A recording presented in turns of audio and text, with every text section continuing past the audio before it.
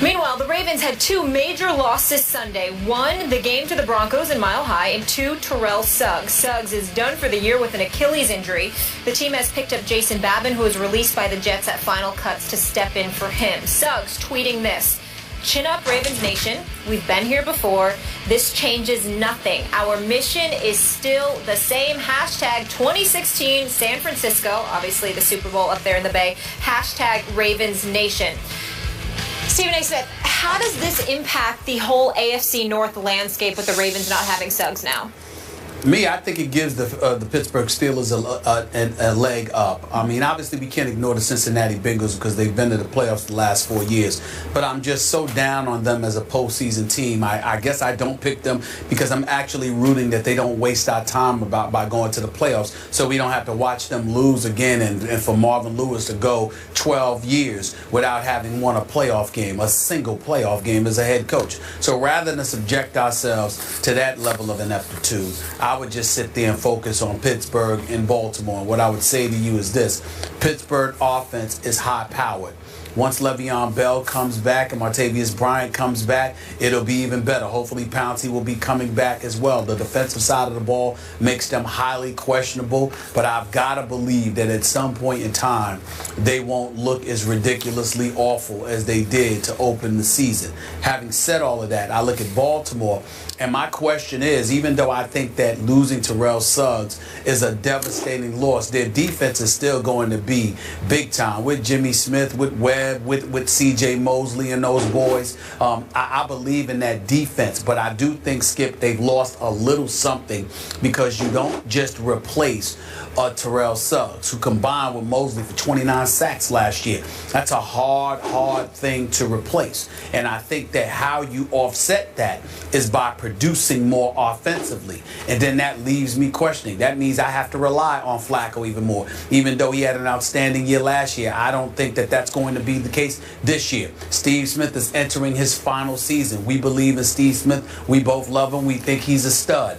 But Torrey Smith is gone. And when I look at what they have in Perriman, we just don't know what he's going to be able to deliver. So all of those things being considered, even though I like Forsett a lot and what he's capable of doing, everybody knows him now. He's not going to surprise anybody. I just think the loss of Suggs, from a motivational perspective as well as from a production perspective, you don't just lose him and things remain the same.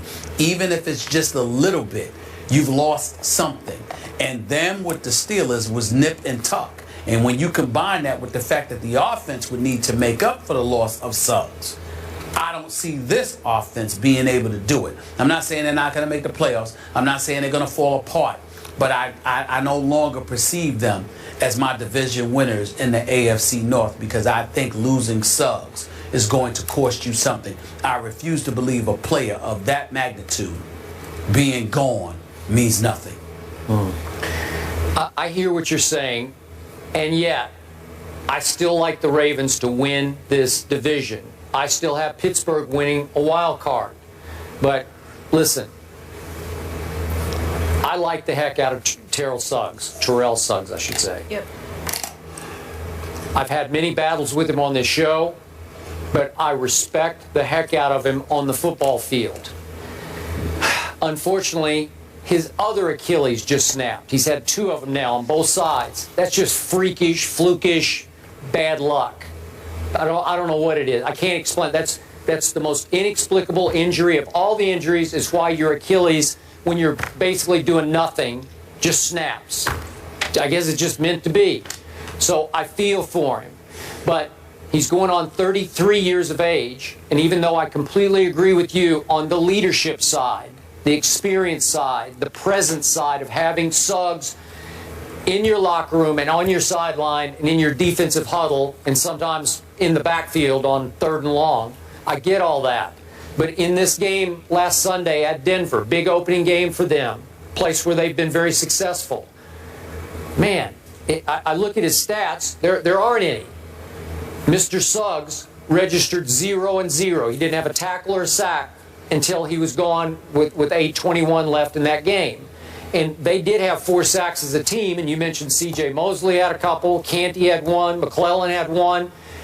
Ozzie Smith is a flat-out wizard of a GM. I don't know that there's anybody better in football at picking players, that knowing talent, than Ozzie. He just keeps reloading and reloading and reloading. And half the time I look at the names that Flacco's throwing to, Crockett Gilmore, I know he was there last year, but I don't even know who these people are, and they're all pretty good. And you watch some football. I do, but they're throwing. Flacco throws into the end zone on Sunday against Peyton Manning in Denver. He throws into the end zone at the end of the game to win the game and hits Crockett Gilmore right there. And it took two Broncos coming across making sensational plays.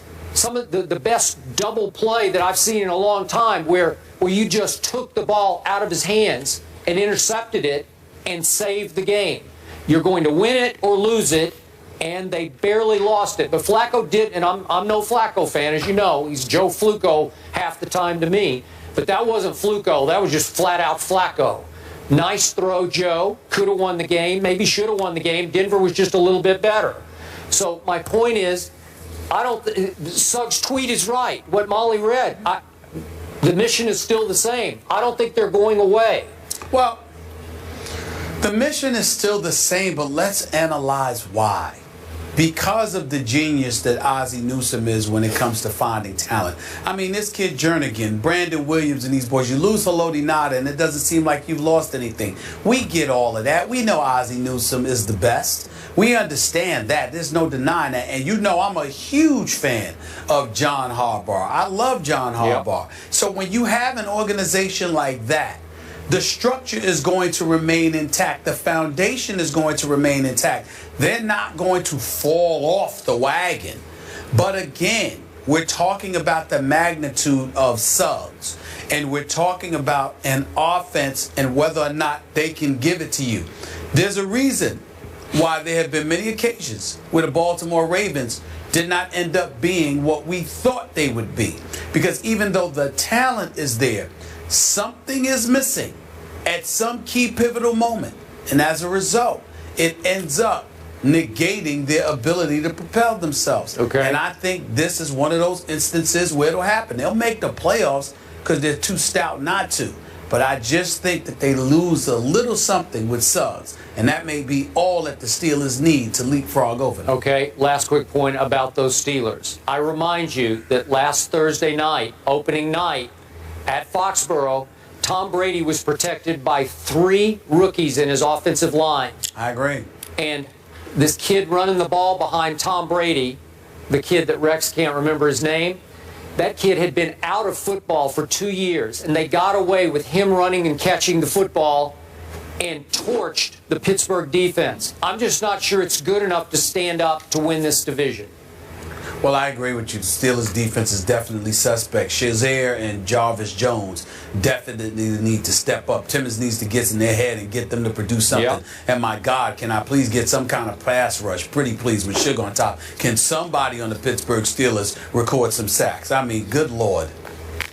So, Stephen A., you have the Steelers winning the division. Skip, you have the Ravens and the Steelers getting in with a wild card? Yep.